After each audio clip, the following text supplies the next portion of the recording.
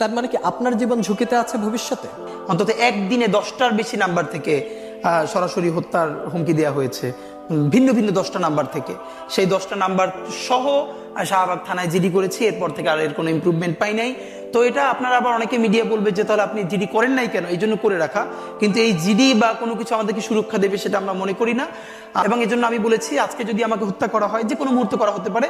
আমি আমার বন্ধুদেরকে ইনকিলাব কালচারাল সেন্টারে সেদিনকে আমরা সবাই বসে বলেছি যে আল্লাহ যদি আমাকে আগে নিয়ে যায় তারপর তোমাদের করণীয় কি।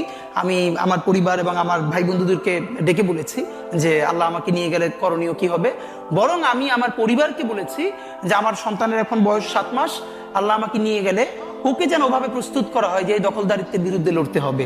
আল্লাহ ওকে যদি বড় করে ওর সন্তানও দখলদারিত্বের বিরুদ্ধে লড়বে, এই স্পিরিট যেন ওকে দেওয়া হয়, এটা আমি আমার পরিবারকে বলেছি। সে আছে। আর একটা মজার ব্যাপার হলো যে আমি যখন ইনসাফের লড়াই করি তখন তো সেখানে পরাজয়ের কিছু নেই। আমি বেঁচে থাকলে আমি গাজী হিসেবে লড়বো, আমি মরে গেলে শহীদ হয়ে আল্লাহর কাছে চলে যাব। আর আমাদের এই লড়াই তো হার জিতের কিছু, আমরা জিতের উপরেই আছি। আমাদের জীবন বেঁচে থাকলেও জিত, আমাদের জীবন চলে গেলেও জিত। আপনার তো হারানোর কিছু ছিল না, সুতরাং লড়াই চলবে।